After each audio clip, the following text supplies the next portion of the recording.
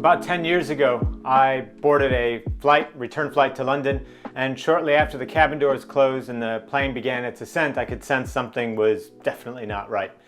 I had a lot of pressure start to build up in my chest. It went through my arm, became quite painful, felt as if somebody was sitting on my chest, and my colleague sat next to me, realized something was definitely wrong, and he ran up to the stewardess, and the stewardess frantically asked if there was a doctor on board. The doctor rushed over, took my vital signs, and I'll never forget his words: "We need to land the plane immediately. I think he's having a heart attack." And you know, if you think about hearing that 35,000 feet up in the air, you're about as far away from help as you could possibly be. I guess I could have been in space, that would be even further away, but being 35,000 feet in the air, that's pretty far already. And I remember that plane descending, and it felt like an eternity. I was just terrified. My heart would stop completely just before we reached safety. And I kept thinking, please, fly faster, faster.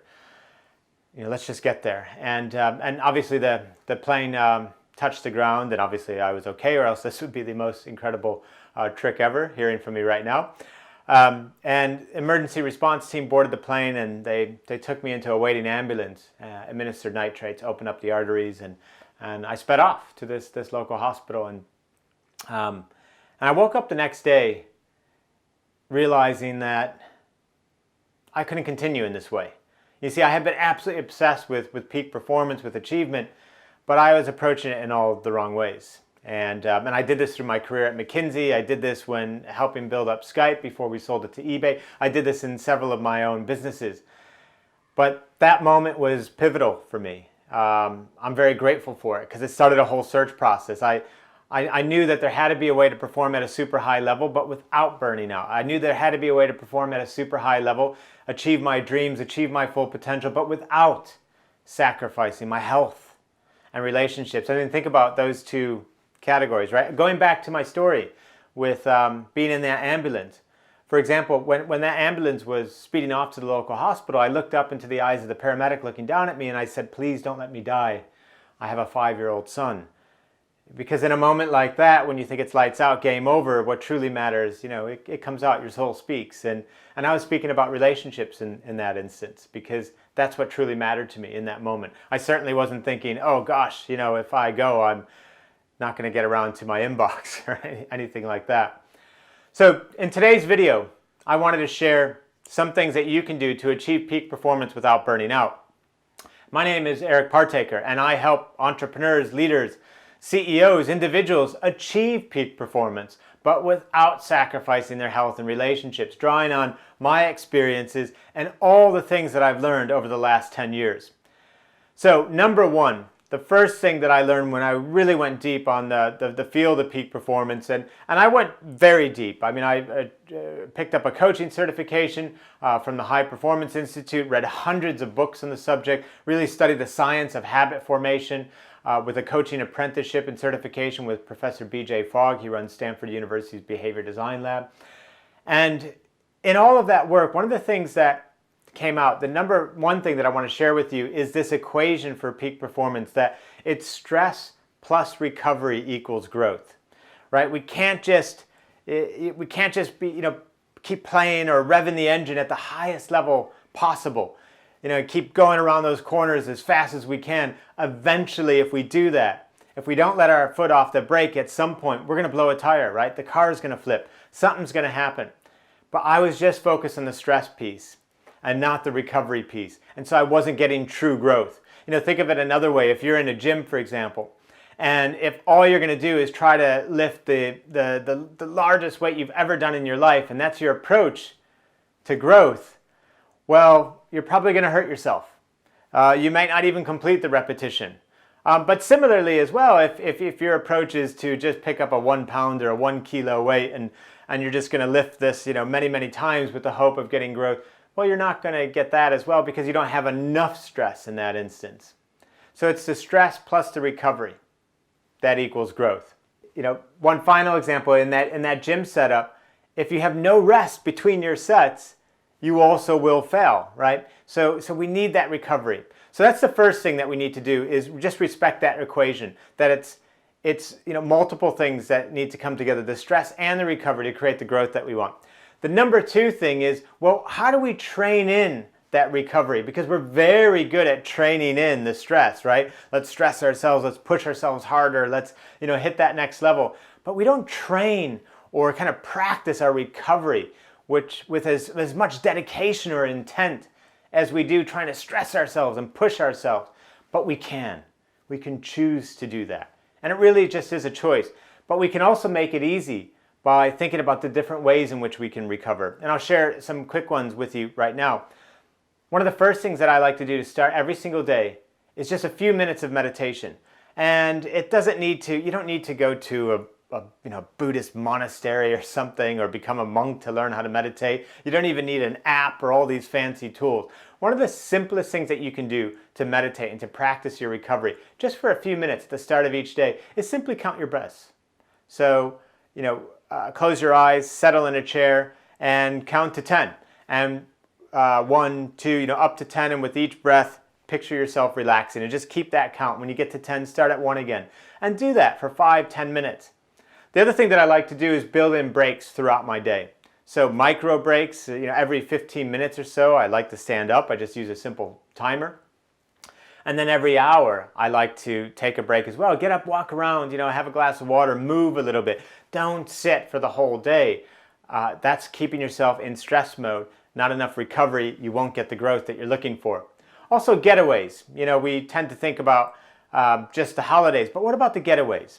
Once a month, could you be going away for a weekend? Or at least once a quarter? But then, of course, your holidays as well. Can you be planning those in? So you get full, complete recovery.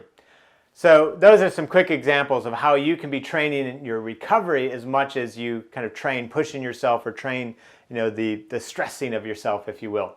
Number 4, if we want to achieve peak performance without burning out, without sacrificing our health and relationships, then we need to think about pushing ourselves, but not too much. Steve Kotler, in his book, The Rise of Superman, he says that the magic number is 4%. We need to be constantly pushing ourselves 4% more. Adding 4% to whatever the weight is that we're lifting. Running 4% longer, right? Or trying to mentally strain ourselves, if you will, 4% more. But it's just a tiny bit more. Because if we do more than that, then we run the risk of burning out or breaking down or just giving up. Another way to think about this is, challenges that are just about manageable. We can just about do this, but still pushing us. So when we sense that discomfort, when we sense that little bit of dread or, oh, this is going to be difficult, that's a great signal for peak performance. If it feels completely overwhelming, like I'm not going to be able to do it, that might be a signal that you're going too hard. You're going beyond that 4%. So we want that challenge to just about be manageable, but still be pushing us a little bit more. Out of our comfort zone for sure, but not too far out that we feel overwhelmed or we're going to fail completely. Number 5, we have to recognize how dangerous our smartphones are. These are peak performance zappers. In a recent journal of social psychology, they talk about just how damaging smartphones are, because smartphones put us in reactive mode. Think about it. You pick up your phone and you see various notifications. You go into your social media, you go into your email, you start browsing the news, and it just puts you in this reactive mindset. And before you know it, it's like, poof, you've just spent like an hour or more throughout the course of the day doing quite mindless things. And even if we see in this journal of social psychology, in the study that they did, if the participants' smartphones were visible, they could see their smartphone, their ability to remain focused and concentrate was significantly inhibited. When they took their smartphones away and then they just left somebody else's smartphone there on the desk, the same thing happened. When they saw even someone else's phone, they still were working in a distracted state. They weren't achieving as high output as they could. The key thing is out of sight, out of mind. Don't put your phone on airplane mode in the corner of your desk where you can still see it. That's not good enough. Research proves that you will still have this distraction residue going on in your mind that will prevent you from properly and fully engaging in whatever it is. And if you can't fully engage, if you can't push yourself that 4% more, you won't be getting into that peak performance territory. So what I highly recommend is that when you're working on something that's super important to you, where you really want to push yourself and start performing at that higher level, out of sight, out of mind. Put the phone in a drawer, in another room, nowhere near you. And definitely have the ringer off, have the notifications off. You don't even want to be hearing those from a distance. Number 6, we need to view stress positively. Stress is good. Once again, we stress a muscle and it causes it to grow, provided we have the recovery. A lot of people, they try to avoid stress. They stress themselves out trying to live this stress-free life. When, in another study, for example, if you have 3 groups of people, one that lived fairly stress-free, another that had stress but viewed it positively, and a third that had stress but viewed it negatively, it's the second group, the group that had stress but viewed it positively, that even outlives the first group with virtually no stress at all. So our view of stress, which we will experience 100%, because if you're going for peak performance, and if you're constantly pushing yourself just outside your comfort zone, and if that's a way of life for you, which I hope it is, that you can reach your full potential, if you're doing that, then you will experience stress. You will feel like, oh man, I don't feel like doing this right now, or I don't have what it takes. You're going to have doubts. Your mindset's going to go down. But if you view that stress, if you reframe it as repetitions to complete in the gym of life, almost like a physical exercise, but it's a mental one. If you view it positively, if you turn life into your peak performance training camp, then you can view these things in a different way to your benefit, and they can, help you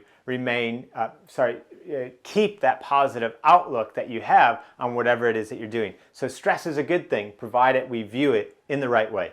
And then number 7, to attain peak levels of performance without burning out, we need to know, what is our North Star? What are we doing this for? Why? What's the value in it? Where is this going? One of the things that I reflect on often with what my work within the field of peak performance is that I realize that I'm helping people close that gap between who they are, who they're capable of being. I'm helping people become all that they can be. I'm helping people realize their full potential. Abraham Maslow, in his hierarchy of needs, he estimated that at the top there, self-actualization, when someone realizes their full potential, that only 1 or 2% of people in the world ever experience that. And I tap back into that because I think, well, if I can grow that percentage, if that 1 to 2% can become 5% or 10% through my message, through my work, that inspires me to keep going. That inspires me to keep going at a peak performance level. So really tap into your why, understand your purpose, and have that be the fuel for your fire. So I hope you've enjoyed that, and if you head over to my website at ericpartaker.com, you can also subscribe to my weekly newsletter.